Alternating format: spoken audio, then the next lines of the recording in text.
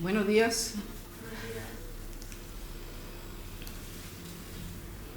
Esa palabra que decía, con su sangre Él nos ha comprado. Qué privilegio tan grande que el Señor nos haya comprado. Y un sacrificio tan grande merece la honra, la gloria y la alabanza cada día de nuestra vida. La palabra de Dios de hoy tiene como nombre el camino al sacerdocio.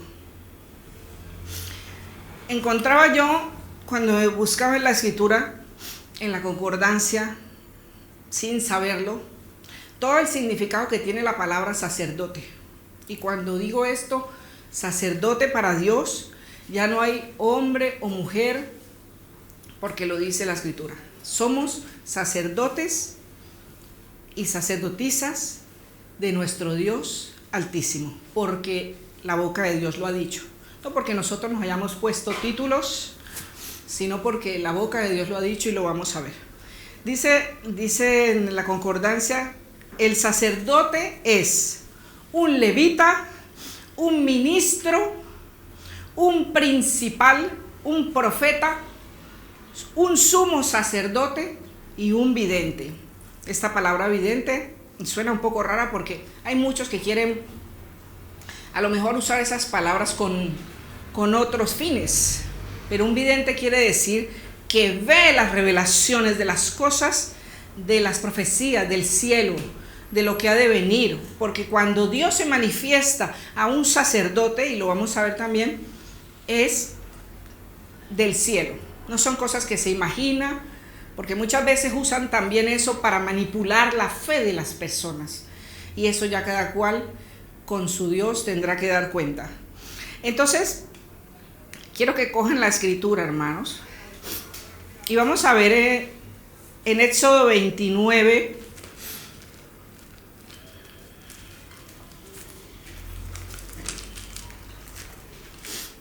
de dónde empieza todo este tema de los sacerdotes. Éxodo 29, 1, la parte primera, la parte A. Dice, consagración de Aarón y sus hijos. Esto es lo que le harás para consagrarlos, para que sean mis sacerdotes. O sea, ahí está hablándole Dios a Moisés. Le está diciendo que él tiene que hacer determinadas cosas para consagrar a Aarón y a sus hijos como sacerdotes del templo. Ellos estaban encargados de hacer muchas tareas, de presentar el pueblo delante de Dios, de hacer sacrificios, de hacer remisión al pueblo. Ellos hacían los sacrificios de los animales y hacían ese proceso que Dios les había pedido para poder que el pueblo estuviera purificado. Eso lo pueden, si ustedes quieren profundizar, que seguramente muchos ya lo saben. Entonces vemos a un Dios hablándole a Moisés y diciéndole lo que tiene que hacer. Vamos entonces también,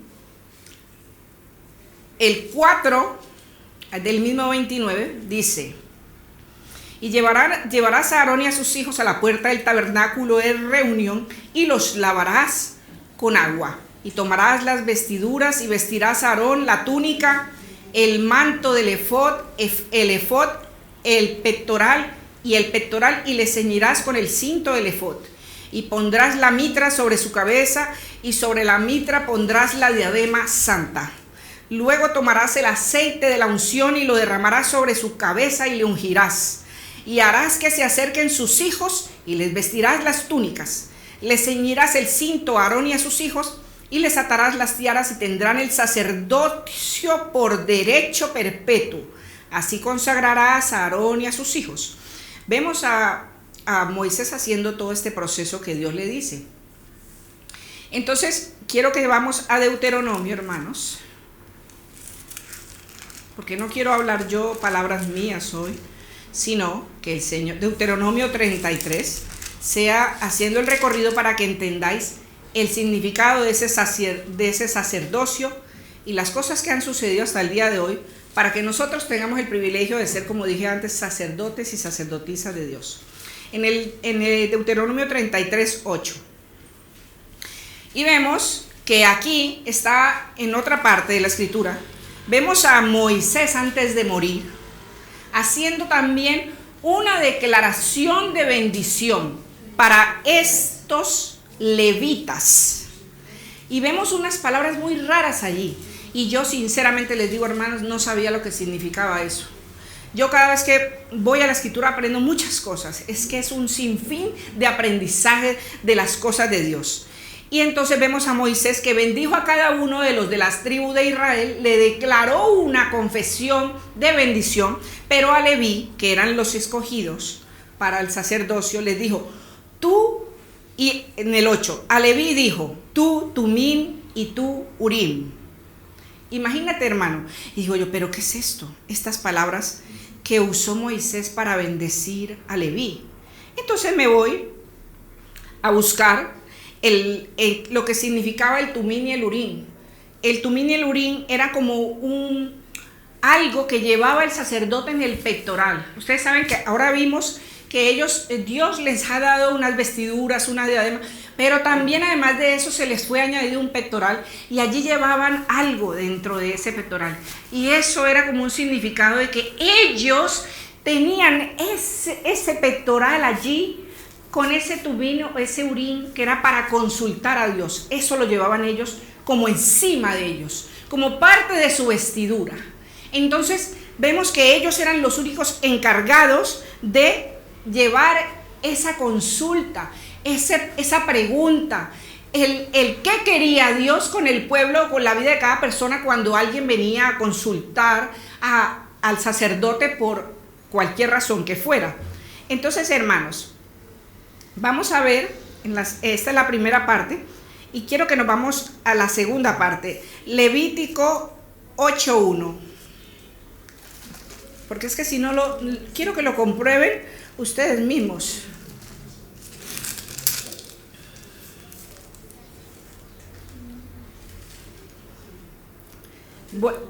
Miren, el Levítico 8:1 al 8.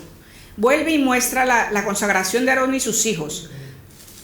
Habló Jehová a Moisés, habló el Señor a Moisés diciendo, toma a Aarón y a sus hijos con él, y las vestiduras, el aceite de la unción, el becerro de la expiación, los 2 carneros y el canastillo de los panes sin levadura. Y reúne a toda la congregación, que esta es la parte que quiero tocar en este momento, que dice que reúne a toda la congregación, o sea, toda la iglesia, a la puerta del tabernáculo de reunión. Hizo pues Moisés como Jehová le mandó, y se reunió la congregación a la puerta del tabernáculo de reunión. Y dijo Moisés a la congregación, esto es lo que el Señor ha mandado hacer. Entonces Moisés hizo acercarse a Aarón y a sus hijos y los lavó con agua. Después veremos esa parte, no se olviden esta parte, y los lavó con agua. Y puso sobre él la túnica y le ciñó con el cinto, le vistió después el manto y puso sobre él el efod y lo ciñó con el cinto del efod y lo ajustó con él. Luego le puso encima el pectoral y puso dentro del mismo los urim y tumim. O sea que vemos que está confirmando que dentro de ese pectoral llevaba algo especial ese sacerdote, con lo cual era la única persona que podía acercarse para consultar a Dios. Entonces, cuando vemos a esos sacerdotes, vemos a esos hombres escogidos por Dios con una misión, y esos hombres tenían que haber una santidad lo máximo en ellos, porque esos hombres ministraban a Dios en el templo y en el altar.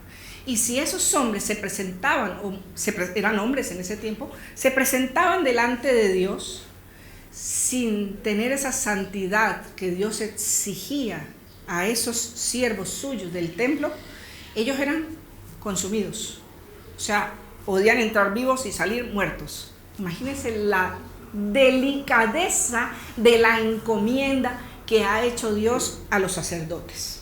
Entonces, por eso quiero decir hasta ahora que esa palabra santidad a Jehová es bien aplicada en las escrituras refiriéndose al sacerdocio. Vamos, hermanos, entonces En Números 27,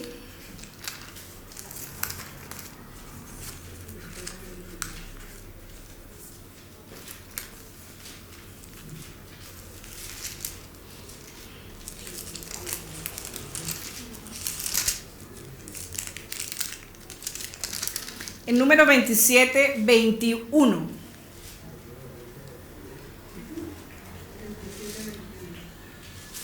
Miren, aquí muestra, aquí dice que están hablando de que hay una persona que se tenía que poner delante del sacerdote Eleazar y le dice, él se pondrá delante del sacerdote Eleazar. Estaba hablando justamente de Josué. Y dice, él se pondrá delante del sacerdote Eleazar y le consultará por el juicio de Urín. Oiga, repite la palabra del Urín, delante del Señor, por el dicho de él saldrán. Oiga, por el dicho, por las cosas que salgan de la boca de ese sacerdote Eleazar, cuando él lo dijera, tendrían que salir. Y por el dicho de él entrarán, y todos los hijos de Israel con él y toda la congregación. O sea, ¿por qué tenían que hacer esto? Porque no era el dicho del sacerdote el que les decía, levántense, salgan, vayan a la batalla, levántense, levanten las carpas, vamos a seguir caminando. No era porque a él le placía o al sacerdote Eleazar decía, bueno, nos vamos ya porque simplemente él quería. No, es porque la boca de Dios le decía, levántate, haz esto, levántate, haz aquello. O le decía, entren, salgan. O sea, todos sus movimientos estaban sujetos a las cosas que Dios le decía a ese sacerdote. Qué maravilloso, ¿verdad? Que nosotros podamos ser así con el Señor, que todo lo que hagamos, todo, absolutamente todo, podamos hacerlo así al Señor. Pero el Señor nos ha dejado unas escrituras y nos va a mostrar qué es lo que Él quiere que hagamos en este tiempo. Vale, entonces estamos aquí. Entonces todos ellos hablaban de parte de Dios. Vamos a la tercera parte de esta palabra. Vamos a Hebreos 7:22.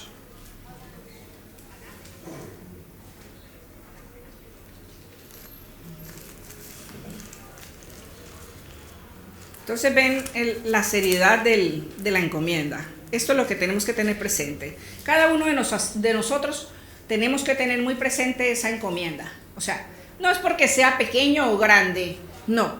Porque Samuel era un siervo de Dios. Todos ellos eran siervos de Dios y no importaba la edad que tuvieran. Si Dios les escogía, ellos tenían que servir a Dios en obediencia. Y todos los siervos de Dios, la mayoría de las veces, estaban sujetos a la obediencia a Dios. O sea que, hermano o hermana, si usted está mediano, grande o pequeño, usted tiene que hacer las cosas como Dios quiere que la haga. O sea, tenemos que ser obedientes a Él. Dijimos que vamos en la tercera parte. Hebreos 7:22.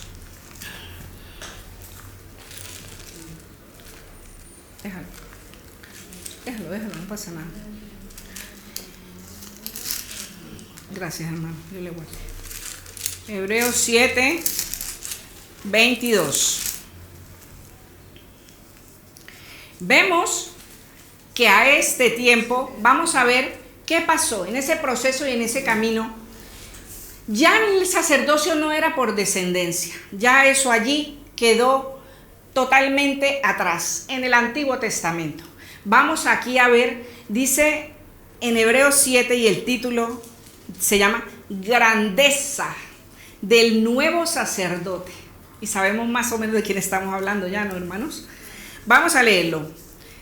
Por tanto, Jesús es hecho fiador de un mejor pacto. O sea, eso que había prometido Dios antiguamente a ese pueblo, a sus hijos, a sus sacerdotes, a los levitas, lo que les había encomendado, ya queda atrás. Y ahora vemos que viene Jesucristo a hacerse fiador, o sea, a darse por nosotros, fiador de un mejor pacto.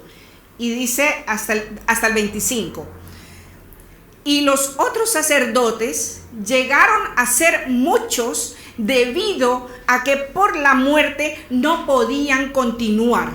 Mas por cuanto permanece para siempre, tiene un sacerdocio inmutable. Está hablando de Cristo, por lo cual puede también salvar perpetuamente a los que por él se acercan a Dios, viviendo siempre para interceder.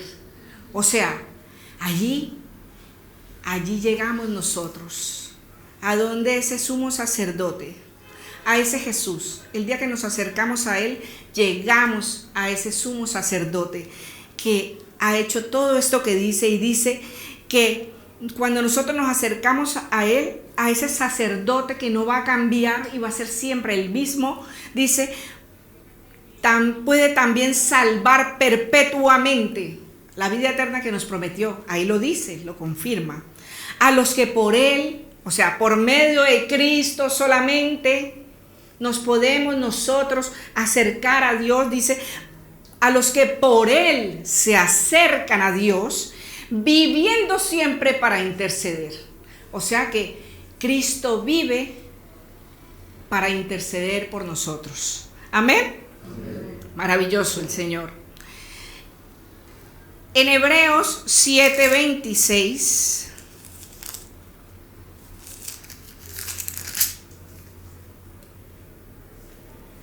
sigue 7, Hebreos 7, 22 al 25 y Hebreos 7, 26, sí.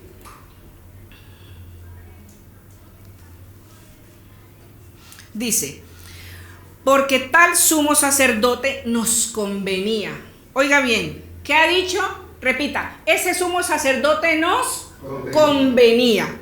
¿Qué conveniencia hemos tenido con Cristo? Miren, nos convenía. ¿Por qué nos convenía recibir a ese sumo sacerdote Jesús en nosotros, en nuestra vida, y serle obediente y rendirle santidad con nuestra vida? Dice, santo,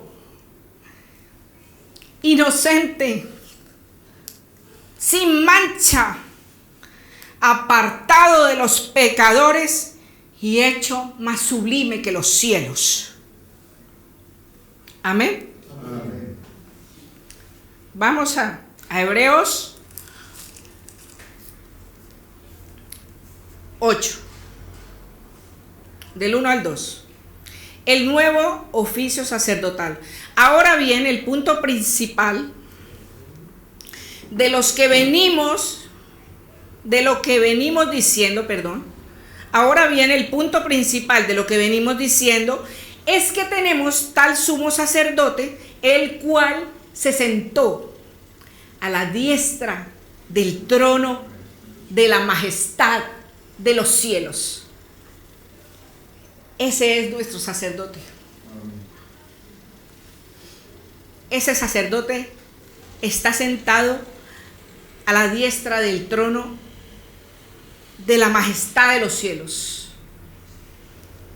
Y dice, ministro del santuario y de aquel verdadero tabernáculo. O sea, ya no era ese tabernáculo anterior, hecho de manos humanas, sino el tabernáculo, Cristo mismo. Él es el tabernáculo. Y si Cristo habita en nosotros, nosotros somos su tabernáculo. Cuando decidimos recibir a Jesús, vino a habitar a nosotros y nosotros somos su tabernáculo. Por eso Él pide santidad.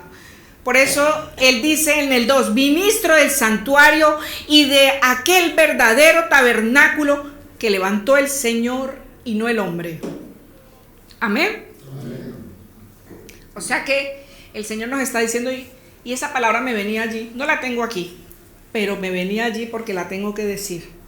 En esta parte justamente, cuando el Señor nos pide su santidad a Dios, Él lo que nos pide es que no bebamos de las dos copas. Nosotros cuando venimos aquí, bebemos de la copa del vino que representa la sangre del Señor. Bebemos el vino. Obviamente le pedimos perdón por nuestros pecados antes de beberlo. Pero el Señor no quiere que bebamos de las dos copas. No podemos tener dos copas en la mano. La copa de Dios y la copa de los demonios. No podemos beber esas dos copas. Tenemos que beber la copa de Dios, que es la que purifica, la que santifica, porque esa representa la sangre, la remisión, el perdón.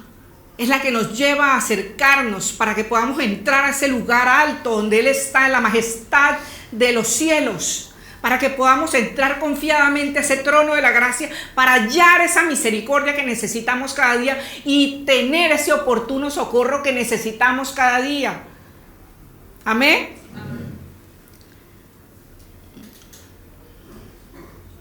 Entonces, vamos a Hebreos 10:21, hermanos.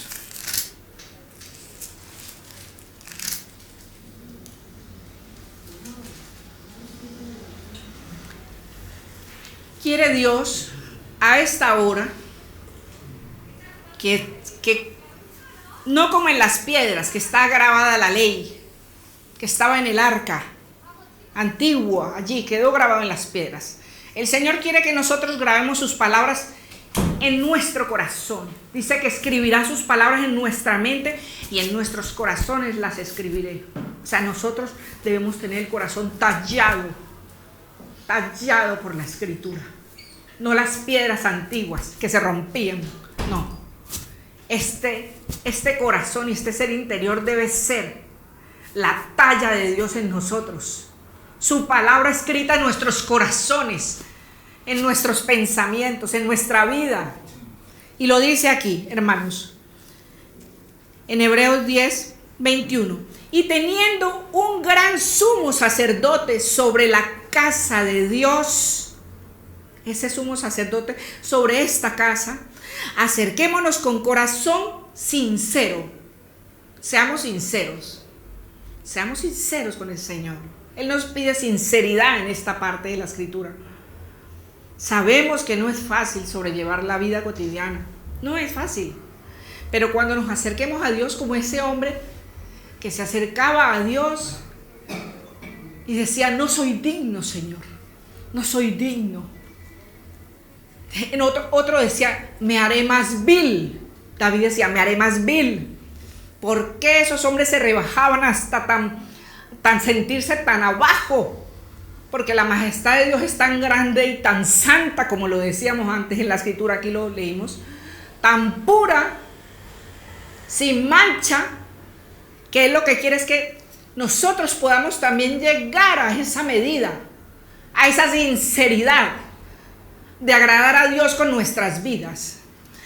Acerquémonos con corazón sincero en plena certidumbre de fe. Dice Él, en plena certidumbre, que confiemos en Él, que nosotros vamos a recibir, si hemos cometido un error, perdón, porque el Señor es fiel y justo para perdonarnos y limpiarnos de toda maldad. Y para poder acercarnos como verdaderos sacerdotes delante de Dios, debemos ser purificados cada día. Y dice: purificados los corazones de mala conciencia y lavados los cuerpos con agua pura. ¿Qué hacían con los sacerdotes antiguamente, hermanos? Habíamos hablado antes. Los lavaron con agua. Y aquí, en el Nuevo Testamento, porque esto no es el Antiguo, Hebreos, Nuevo Testamento, dice: y lavados los cuerpos con agua pura. ¿Por qué con los cuerpos? ¿Por qué nos tenemos que lavar los cuerpos con agua pura? A mí no me gusta hacer suposiciones de las cosas que dicen aquí, ni imaginarme lo que a mí me pueda pasar por la cabeza. Pero lavarse los cuerpos con agua pura quiere decir que nosotros, nuestros cuerpos, nuestros pensamientos, aquí la cabeza, cuando nos metemos al agua, nos lavamos de arriba para abajo. La cabeza, los pensamientos. Aquí debe estar, como dice en la escritura que vestían a esos sacerdotes, todo, la mitra, el efod, el manto, la diadema. Imagínese, hermanos, usted todos los días lavándose para poder ponerse esas vestiduras santas. Qué maravilloso que podamos estar verdaderamente agradables a Dios, purificados los corazones de mala conciencia y lavados los cuerpos con agua pura, porque a veces nuestro cuerpo puede ser instrumento de pecado. Y allí es donde nosotros tenemos que tener esa buena conciencia como vuelvo y repito, porque es que esa palabra me parece tremenda, que es la palabra que el hermano dice y la dije la vez pasada en la meditación anterior. Tenemos que distinguir entre lo santo y lo profano. Es muy fácil. Dios nos ha puesto esta cabeza para darnos cuenta de verdad que es bueno y que no es bueno. Cuando usted va a hacer algo malo, usted sabe lo que va a hacer, hermano. Pero si va a hacer algo bueno, también lo sabe. Y créame que tiene mayor premio. Mayor premio tiene. ¿Amén? Amén. Bueno, hermanos, sigamos acá. Hebreos 9, 14. El mismo, ven cómo todo Hebreos nos está hablando. Miren, hermanos, Hebreos 9, 14. ¿Cuánto más? Mire, dice, ¿cuánto más? Está hablando, dice, ¿cuánto más necesitamos algo más para poder recibir más de lo que Cristo nos ha dado? Esa cruz, ese sacrificio, ¿necesitamos más? ¿Cuánto más la sangre de Cristo, el cual mediante el Espíritu eterno se ofreció a sí mismo sin mancha a Dios, limpiará vuestras conciencias de obras muertas para que sirváis al Dios vivo, dice la Escritura. Aquí lo pone todo como si fuera una pregunta. Les está preguntando al pueblo. Cuanto más la sangre de Cristo, el cual mediante el Espíritu eterno se ofreció a sí mismo sin mancha a Dios, limpiará vuestras conciencias de obras muertas para que sirváis al Dios vivo. ¿Necesitamos algo más? Ya Cristo lo hizo todo.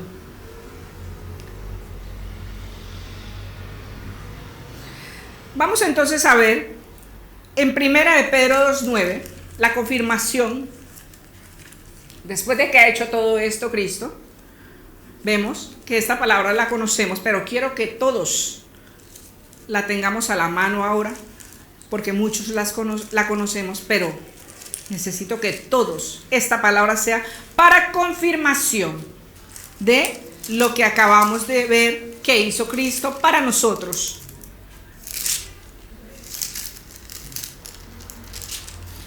En 1 de Pedro 2:9.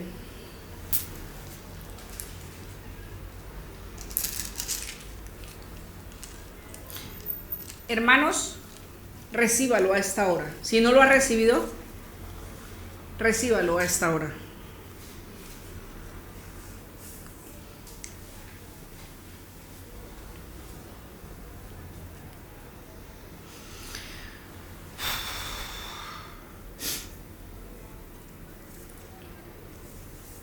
Mas vosotros sois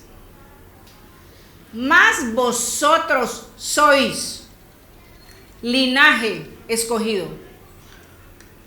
real, perdón que suba el tono de la voz, escúchelo, real sacerdocio, nación santa, pueblo adquirido por Dios. Amén. Amén. Eso somos para Dios. Privilegiados somos. Bendito sea Dios, que nos sacó de las tinieblas a su luz admirable. Entonces, la Escritura nos ha sido clara y tenemos muy claro que nosotros somos real sacerdocio. Vamos a la cuarta parte de esta meditación. Éxodo 19:6. Lo mismo que le dijo al pueblo se lo va a decir a usted a esta hora, hermano, y a mí.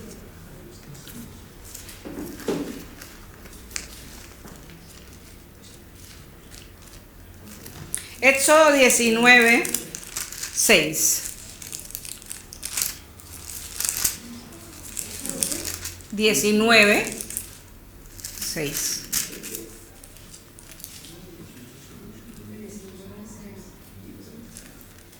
Mire lo que le dijo Dios al pueblo. Y eso no ha cambiado. Porque se lo dijo a ellos y acaba de decírselo a usted también. O sea que no importa que nosotros no seamos de la descendencia de los israelitas. No. Acuérdense que eran dos pueblos, los gentiles y el pueblo escogido de Dios, de los cuales dice la Escritura que hizo un solo pueblo. Dice que nosotros hemos sido, como dice la Escritura, injertados. ¿Un injerto qué es?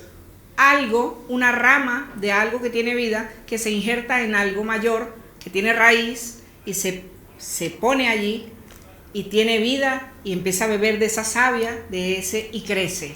Eso es lo que dice Dios de nosotros. Por eso esta iglesia se llama injertados en el buen olivo. Nosotros, todos los que estamos aquí, somos injertados en el buen olivo. O sea, eso fue lo que hizo Dios con nosotros. No siendo de los descendientes de Abraham, ahora lo somos, pero algo mejor. Somos descendientes de nuestro Cristo. Llevamos la sangre del Cordero, es la que nos cubre a nosotros. Fuimos lavados por esa sangre. Por eso dice, ¿cuánto mayor? ¿Cuánto mayor? No necesitamos sino esa sangre de ese Cordero, esa fe y esa santidad, y creer lo que Él dijo, que somos ese sacerdocio real, así como se lo dijo al pueblo en la parte del Antiguo Testamento. Y dice en el 6, y vosotros me seréis un reino de sacerdotes y gente santa. Hermanos, y vosotros me seréis un reino de sacerdotes y gente santa. Estas son las palabras que dirás a los hijos de Israel. Amén. Amén. Hermanos, vamos. Bueno, esta parte es un poquito. Le pedí al Señor que me dijera cómo. Debo ser muy prudente, pero luego usted, si quiere, puede escudriñar esa palabra. Porque yo no quiero, porque no nos ha puesto Dios a nosotros para juzgar a nadie, ni para juicio. Es Él que juzga, es Dios. Él es el que mira tu vida cotidiana y sabe qué te falta. Y si te falta algo, que tú lo sabes, pídele a Él para que puedas hacer ese sacerdocio real de verdad, para que puedas vivir con esa sinceridad delante de Dios. Vamos a ir a Tito 1:9.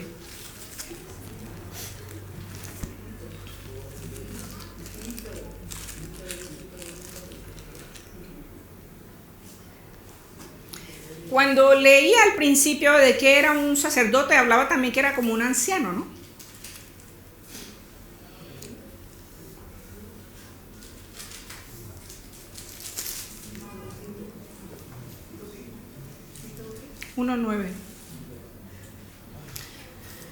Tito 1:9. Habla aquí atrás, antes, sí, eso es lo que decía, que pueden leerlo en su casa, o ustedes, hermanos. Habla sobre unas características, unas virtudes, ¿cómo llamarle? Es algo que debe estar, lo que yo decía, grabado, innato, dentro. Es una vida, es un reflejo. Dice aquí en la parte... en el 5 se llama ancianos irreprensibles y tiene una serie de características, pero ahí le está hablando en la parte de Tito 1:9, dice que nosotros retengamos la palabra fiel tal como ha sido enseñada. O sea, luego escudriñen ustedes en casa para que sepan qué quiere Dios, qué falta, qué necesito para ser irreprensible, como un siervo, como una sierva de Dios. No importa la edad, acuérdese, no importa la edad que tengamos, porque para Dios no hay edades. Dios es un Dios de bebés hasta el día de la muerte. Es un Dios de todas las edades, de todos los tiempos. Dios no cambia, Él va a ser el mismo desde el principio hasta que venga por nosotros. Retenedor de la palabra fiel, Él nos dice que seamos retenedores de la palabra fiel tal como ha sido enseñada, para que también pueda exhortar con sana enseñanza. O sea, está hablando de una persona que es ejemplo, que alguien se le acerca y puede dar un consejo. Sana enseñanza y convencer a los que contradicen. Hablar a lo mejor contra las personas que son rebeldes o las personas que van contra las cosas de la verdad, a lo que dicen que a lo malo llaman bueno. O sea que nosotros debemos ser como esos ancianos. Aquí habla, en la siguiente dice la tarea de los ancianos. Pero vamos al capítulo 2. ¿Puede escudriñar toda esa parte, hermanos? Para que sepa cuál es la tarea de los ancianos y todo lo que ahí pide el Señor de nosotros. Pero entonces yo lo que quiero es que sepan que los sacerdotes en sí mismos, esta es la misión de cada uno de nosotros. Si usted con la que tiene una amiguita que usted la ve, que se comporta indebidamente, que es incorrecta en alguna cosa, si usted es una jovencita de buen testimonio, usted puede acercársele como mujer, como amiga, o un joven, lo que sea, o nosotros que ya somos adultos maduros, podemos decirle, mira, yo creo que eso que tú estás haciendo, eso te va a traer una consecuencia, ten cuidado, es peligroso, o lo que tengas que decir en ese momento. Esa niña va a mirar en ti. Yo me acuerdo, es que, mire, eso me lo trae el Señor a la memoria. Yo cuando estaba en bachillerato estaba muy sola, me tocó sola. Nadie estaba pendiente de mí, nadie me cuidaba, sola. Y habían 2 jovencitas en ese camino, que yo al día de hoy sigo siendo su amiga. Viven lejos, pero sigo siendo su amiga. ¿Sabe por qué? Porque la gratitud que hay en mi corazón hacia esas jovencitas, que ahora son mujeres maduras, hechas y derechas como yo, se acercaban y en medio de esa soledad venían y me acompañaban y me enseñaban y me ayudaban en las partes en que yo no podía gestionar. Y les digo, hermanos, que esas mujeres ahora son mujeres que tienen 2 carreras. Son mujeres profesionales que están en unos niveles altísimos. Yo siempre le he dicho al Señor, Señor, yo soy muy pequeña, no importa, Señor, que yo esté en el último rincón de tu reino, en el último lugar de tus atrios, porque debe ser millones y millones de personas que vamos a estar ahí. Pero yo dije eso delante de una persona que la conozco porque sé que es una persona muy de Dios y es conocida como profeta. Y esa mujer me corrigió. Mire cómo son las cosas de las personas que le enseñan a uno las cosas en el caminar de la vida. Y me dijo, no digas eso, tú no eres pequeña. Porque decir que eres pequeña es empequeñecer la obra que Dios hace en ti. Empequeñecer a tu Dios. No es que yo diga soy grande, no, porque la vanagloria no es agradable delante de Dios. Pero sí, hermanos, que nosotros podamos ser tan humildes para poder vivir al abrigo de ese Altísimo, morar bajo la sombra de ese Omnipotente, con la humildad y la sinceridad en que la medida de Dios nos ha ido transformando cada día. Y todavía nos queda, pero que seamos ese tipo de personas que Dios quiere que seamos. Amén. Amén. Hermanos, quiero que vamos al capítulo, ya vimos el capítulo 2:12. Vamos al capítulo del mismo Tito 2:12, dice, enseñándonos que renunciando a la impiedad y a los deseos mundanos, vivamos en este siglo sobria, justa y piadosamente. Descripción de sobria conforme al estudio de esta Biblia. Dice que se aplica a actuar responsable, sobria. Eso es una persona sobria. Que se aplica a actuar responsable, sensible, prudente, a conservar el autocontrol y estar en plena posesión de las facultades intelectuales y emocionales. Eso es una persona sobria. Si una persona como nosotros, siendo sobrios, podamos vivir esta vida, así como dice la Escritura, sobria, justa, o sea, llenos de justicia en nuestro ser interior y piadosamente, acercándonos de manera sincera delante de Dios, eso tiene que ver con la piedad, entonces seremos ese sacerdocio real que Dios quiere y nos ha dado como un regalo por medio de Cristo. Amén. Pero hay una cosa que en la prédica,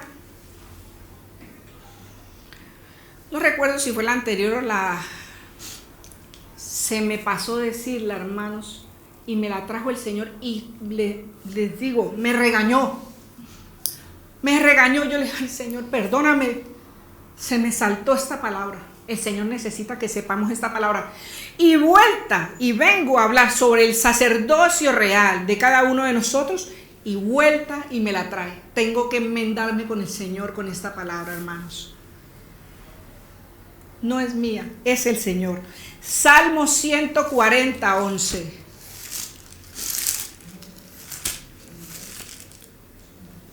Son exigencias del sacerdocio. Es tan sencillo. Sí, Salmo 140, 11. Parece difícil. Mire, hermanos, Dios necesita esos hombres y mujeres sobrios, como dice ahí, que tienen autocontrol de sus emociones y de sus hechos, también de sus palabras. Porque si nosotros, como dice la Escritura, refrenamos la lengua, acuérdese, un miembro pequeño que en medio de nosotros puede encender el infierno. Dios nos puso esta lengua en medio de nuestra boca para bendecir. O sea que si su hijo se va por la mañana, usted le bendice. Si su hijo se comporta mal, usted le bendice con sus consejos. Si su hijo está haciendo algo bueno, usted le bendice y le anima a que siga haciendo lo bueno. O sea que esta boca nunca puede abrirse para decir cosas negativas. Yo sé que es muy difícil porque yo le puedo decir que yo también me equivoco con la lengua. Y así que, hermanos, aquí lo dice y no se olvide porque es otra que no tiene que ver con la escritura que ya conocemos que es la lengua, sino Salmo 140, 11. El hombre deslenguado, mire, oiga pues hermano, deslenguado, no será firme en la tierra. Lo dice, no será. Ahí está diciendo algo que, o sea que hermanos, para ser partícipes de ese sacerdocio también tenemos que tener control de esta lengua, que no nos domine ella, sino nosotros siendo sacerdotes cerramos nuestra boca y la abrimos solo para bendecir y no para maldecir. Amén. Amén. Bendito sea Dios. Y entonces, hermanos,